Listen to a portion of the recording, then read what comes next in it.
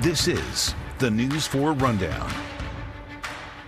And welcome in, everybody. I'm Jim Adley. It's Wednesday, January 21st, and we're tracking what could be one of the biggest winter storms our region has seen in years. We're expecting significant snowfall that could cause school closures and seriously disrupt travel. The snow is expected to move in late Saturday and last through Sunday.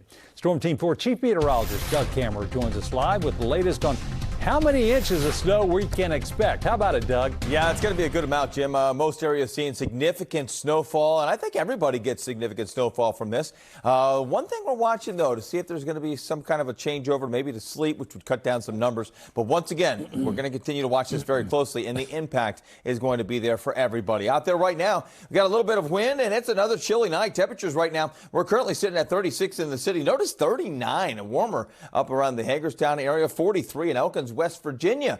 We're actually tracking a storm system moving through. We do have some wind, 30 degrees, the current wind chill in D.C., 30 in Hagerstown, but milder than it has been. We did get into the 40s today. Tomorrow, we get into the 50s, and it's actually because of this little storm right here. We've got some snow back toward the western portions of Maryland and toward the mountains of West Virginia, but the snow, the rain is not going to get across the mountains into our region tonight, but this will allow for temperatures to get a little bit warmer. What we're watching, though, is in the middle part of the country by Saturday. This storm coming together during the day on Saturday, some snow, ice, some rain down to the south, and then moving our way by Saturday night into the day on Sunday. Tracking this very closely, this will start off as snow for everyone, and then on Sunday we'll see some heavy snow in the morning, and then we have to watch where this area of low pressure goes and how much warm air is actually able to get in this. Some of us may stay all snow. Others will see a little bit of a wintry mix. We'll talk much more about what to expect and what you can expect coming up in just a little bit. Jim?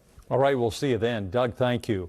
Well, local road crews are already mobilizing their equipment, loading up trucks with salt, making sure the plows are good to go. News 4 transportation reporter Adam Tuss spoke with all of our local crews about how they're preparing. Yeah, well, I can tell you that road crews are not taking this storm lightly, and the temperatures, that could be a major focal point here, because along roads like the Beltway here in Northern Virginia, if the temperature gets too cold, then pre-treatment could be a problem. Well, here we go, and road crews are gearing up for a battle. For me, I've already planned what we're going to do, right? I'm going to go big or go home. Warnique West, DC's citywide snow coordinator, says she's calling in contractors, trucks, salt, sand, everything. She says routes that would normally only have one truck will get two this time around. I can always dial it back if I need to, but right now it's going to go big or go home, because I need to make sure that our roadways are clear and that we're able to get back to the city operation at its full potential as soon as possible. In Maryland, just the slightest shift in temperatures could make a big difference in how they prepare and deploy against this storm. Charlie Gishler is with the Maryland State Highway Administration. If the pavement temperatures are too cold, we really can't pre-treat. As you know, if it's below 20 degrees, the material could just simply freeze because it's 23% salt. The rest is water. He says they do have sensors on trucks now that give real-time readings about how cold the pavement and streets are, but ice could be a concern. Meanwhile, in Virginia. Yeah, well, look, for these road crews, now is the time to prepare. They're checking to make sure that the actual plows are in good shape. They're taking a look at their trucks to make sure everything is connected and properly secured so that they can get out there on the roads and battle this round of winter weather. Alex Liggett with VDOT says road crews around the entire state are talking with one another to make sure the right equipment is in the right place. And they'll be out pre-treating roads soon to let that treatment set in. We're going to start brining as early as tomorrow. We're going to try to finish it up on Friday. And if we do get a lot of snow, he says you should talk to your neighbors about everyone parking on the same side of the street so that the plows can get through easier. For instance, my neighborhood, we have homes on both sides of the street, and we have people park on both sides. It makes it a little bit more difficult, particularly with, if we have a foot of snow on the ground, for a plow to, finagle their way right through those two cars. A little bit of planning could go a long way with this storm. Yeah, so there you go. You have your assignment. Everybody on the one side of the street. And I say, if it's going to snow, then let it snow. We'll see what comes this weekend. Back to you. You got a lot of company out there. All right, Adam, thanks. Just a reminder to keep our free NBC Washington app on hand. Storm Team 4 working for you to track this storm, monitoring your 10-day forecast and helping you navigate the weather. You can always find alerts in your area sent straight to your phone as we look ahead to this weekend. Just search NBC Washington in the App Store. Turning now to the Supreme Court, where today the justices heard arguments in a dispute over presidential power. It revolves around President Trump's attempt to fire Federal Reserve Governor Lisa Cook. Both the conservative and liberal justices expressed skepticism that Cook can be fired without having the opportunity to challenge the president's decision. President Trump fired Cook on social media, then cited allegations of mortgage fraud. Cook denies the allegations, and bank documents obtained by NBC News appear to contradict the fraud claim. The president's lawyers argue that his firing decision requires no process and cannot be reviewed by courts. By law, Federal Reserve Board members can only be fired for cause. Well, we're less than 5 months from that all-important date, the June primary, when Democratic voters will choose a nominee to be D.C.'s next mayor. Today, our Mark Seagrave sat down with one of the leading candidates in that race. Councilmember Janeese Lewis George answered a wide range of questions, including why she jumped into the race for mayor and whether she defines herself as a socialist. I also am standing up in this moment because we need leadership that's going to have moral clarity and the courage to fight in this moment against federal intrusion and protect all of D.C. neighbors. And I'm really excited to be able to do that work in protecting all of D.C. residents. Do you think the Bowser administration has not been doing enough to push back at that? I don't. What would you have done differently? Can you give us an example of where you think the Bowser administration went wrong or what you would have done differently? Yeah. I think one thing is we should have been building relationships and leveraging relationships before this happened and even now, right? I can tell you I've gone to Congress and talked to both members of the House and of the Senate. And when I talk to them, they say this is the first time that they've heard from D.C. elected officials since they've been in elected office in Congress. We have the ability to work with Governor Westmore and now Governor Spanberg in Virginia to build relationships and address this crisis from that perspective. We also have, mayors across this country like Brandon Johnson in Chicago and in California standing up in this moment. And so leveraging our regional relationships and our national relationships, I think, is so critical. But I think most importantly, people want in this moment leadership that is going to say, listen, I will work with anyone who's going to protect D.C. residents, but I also will stand up against Trump and anyone else who is going to bring harm to all of our residents. Going back to your original campaigns, the words progressive and socialist have always been used to describe you. How would you describe Janeese Lewis George to a voter who's not familiar with you? Yeah, I would say I'm a daughter of the district, true and true, proud D.C. public school graduate, proud graduate of Howard Law School, and a fighter for the people, someone who has always consistently put people first, and someone who has also listened to constituents and delivered for them, and who's been really excited about solving problems for D.C. residents. Is it correct to describe you as you didn't use the word socialist or progressive in that description? Do you like that? Is that a fair description of you as a socialist, or would you push back at that? I just say, look, I'm a longtime Democrat, and I'm also a member of Metro DSA, who has helped me organize with our fight for, sporting tenants. They have been on the ground with me, and so I don't shy away from any of it. I just simply say, as a longtime Democrat, right? I grew up in this city. I was a young Democrat in college, and I also have found a political home working with Metro DSA to actually deliver for working families and people. And I think everything that I'm talking about, none of it's radical, right? Like, childcare, universal childcare isn't a radical notion, right? Homes with dignity and creating more affordable, deeply affordable housing, not radical, right? So to me, nothing I am doing is radical. George also discussed her decision to administer the oath of office of Councilmember Trayon White after she had voted to expel him, and her strong stand of ending D.C. police cooperation with immigration enforcement. You can find the extended interview on our website, NBCWashington.com. A third case of measles has been reported in Virginia. Virginia's health department tells us the patient is a preschool-aged child who recently traveled overseas. The child visited multiple medical facilities in Northern Virginia recently, including PM Pediatric Urgent Care in Woodbridge, Inova Children's Emergency Department in Falls Church, and Inova Fairfax Hospital Women's and Children's Building in Falls Church. If you were at any of these locations and you're not fully vaccinated, contact your healthcare provider or local health department. The au pair affair trial continued today in Fairfax County. Brendan Banfield's defense began the day with a motion to dismiss the trial, calling it tainted.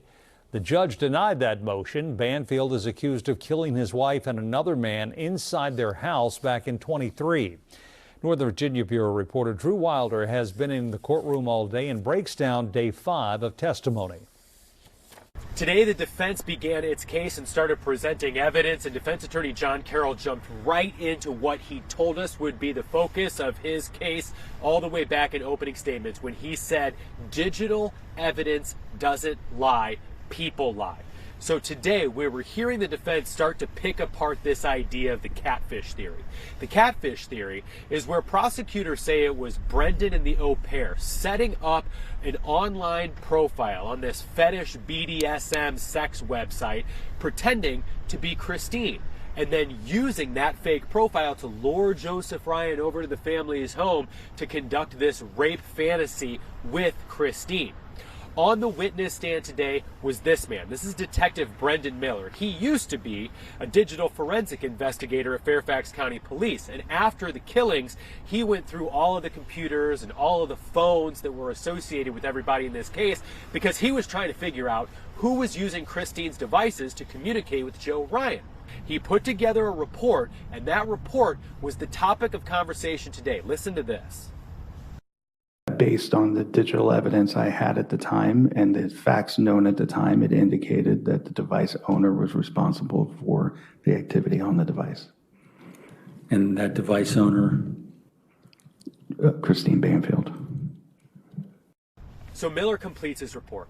It's his determination that it's likely Christine communicating with Joseph Ryan. So that pokes a big hole in the prosecution's case. But then the prosecution gets into cross-examination and they say, Detective Miller, wait a minute. Can you be absolutely certain, without seeing who's using the computer, that it was Christine? And then he said this. But throughout the context of all of the conversations that you saw occurring, the activity that you saw occurring on Christine's phone, could you conclusively opine as to who was behind the screen? No.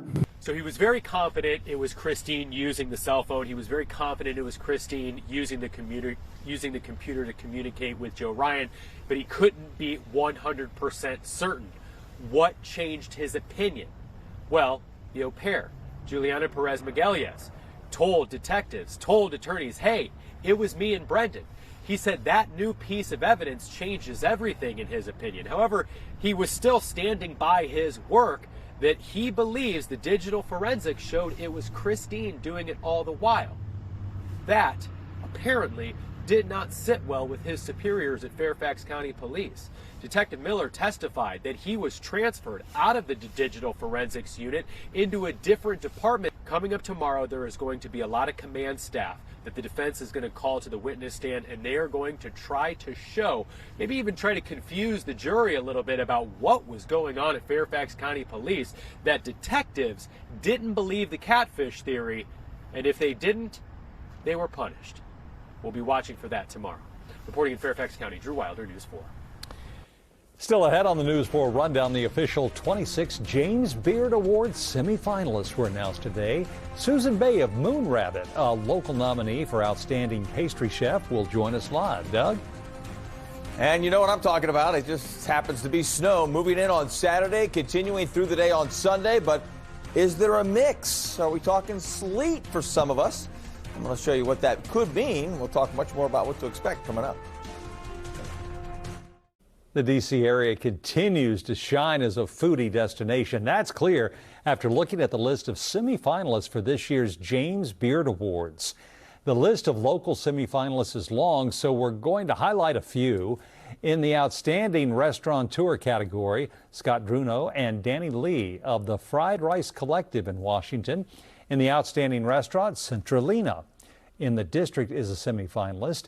And in the Outstanding Pastry Chef or Baker, Susan Bay of Moon Rabbit is a semifinalist.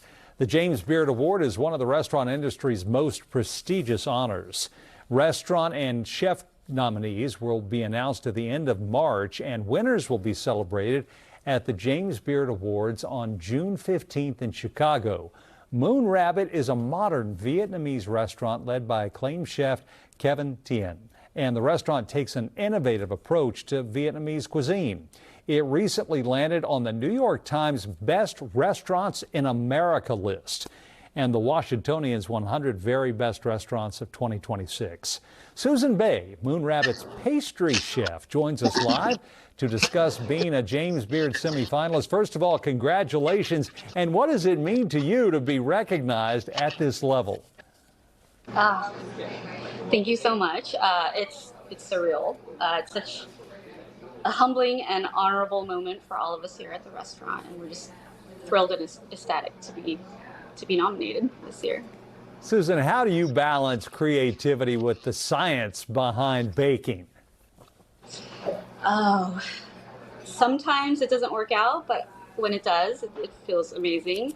I think the science needs to get locked down first, obviously, and then the creativity kind of flows in tandem with it. Sometimes I get the help from my peers and from my chefs and also even my team. We're showing some of your desserts right now, and they are making us hungry. So when people try your desserts, what do you hope they walk away feeling? I hope they walk away feeling open-minded and a little challenged in their idea of what a dessert is. We do incorporate a lot of savory elements here at Moon Rabbit in our desserts, and some that you won't typically find in normal restaurants, I would say. But once they try it, I think their open-mindedness is what I just hope to achieve at the end of it, that they're willing to go and try something that's out of their box. And some look like works of art. When you're not in the kitchen, what's your go-to dessert? My go-to dessert? I'm a simple girl. I think, just give me a slice of cheesecake or some vanilla ice cream and I'm set. Simple. Wow. Okay, all the creativity is in the kitchen for customers. Yes. So we know it's busy behind you and all around the restaurant. It is DC's Winter Restaurant Week. Is Moon Rabbit running any specials? We are. We have a complete everything is off our normal menu. There's nothing that's on this Restaurant Week menu that we are serving on our regular menu at the restaurant here. For dessert, we do have a spiced cake with coconut ginger ice cream, some tahini caramel, and compressed persimmons. And the highlight is that the cake actually has an umami flavor. We add a little bit of soy and sesame oil to the cake. All right. Now, I definitely not only have a sweet tooth, but a sweet and savory tooth. Susan Bay, congratulations, and we wish you all the best of luck. What an honor. Thanks for taking time with us. All right, now let's talk snow and storms, folks. Storm Team 4 Chief Meteorologist Doug Cameron joins me live in the studio. He has the latest on this wallop of a weekend. Yeah, and it is the weekend, so we still have some time to prepare for it. A good idea to get to the store if you need to get the things that you need for the weekend, but also for later next week. If we get the snow that we have the potential to get, we could really be kind of socked in our homes for a while. So this is something that we're really going to be watching very closely. Sure. Let's take a look, show you what we're dealing with out there right now. A pretty nice night across the area. Still a little bit breezy. It's still chilly temperature-wise. Right now we're sitting at 36 degrees. Notice a little bit of a wind chill, but not as cold as it has been. We actually have a system to the west that will keep us a little bit warmer. That's why right there, that's subtly component to the wind, bringing temperatures up just a bit. 37 Leesburg, 31 in Culpeper right now, 36 Patuxent River. Mention the wind chill. Yeah, it's there, but it's not that bad. Now back to the west, we're tracking snow and through Morgan County, Hardee, and Hampshire counties. Back into areas around Mount Storm, around Petersburg, up towards Frostburg. Hagerstown, it's trying to get to you. The atmosphere is fairly dry, so we'll see if that hits the ground, but it's definitely hitting the ground. Already over 2 inches in parts of Garrett County. They could see another 3 to 6 inches back that way. But this is not coming our direction. It's trying to, but it will not get over the mountains, so the moisture won't get over the mountains. What will, though, is some milder air that will come up with this system. So we will be mild tomorrow, and actually a very nice day out there on our Thursday. Then we turn our attention to the storm. Look at the winter storm watches that are already up from Arizona through New Mexico, most of the state of Texas, the entire state of Arkansas, Tennessee, Kentucky, and then into our region as well. Now, we don't have a winter storm watch here yet. We will be issued one tomorrow. It's just a little too early for us to get one. Remember, it's only about 2 to 3 days out for them. For us, this storm's still about 3 to 4 days out across the region. So what are we looking at? Well, there goes that little system tonight. Here comes the high pressure and the cold air. This is Arctic air. I mean, serious cold. Temperatures well below zero in the middle part of the country. At the same time, we're watching a storm system come through areas around Southern California, in towards the southern plain states, in through areas like Kansas and Oklahoma. Rain, snow, ice down that way. Dallas could pick up a pretty good amount of icing. And then for us, it is frigid on Saturday, setting the stage for an all snow event Saturday into early Sunday morning.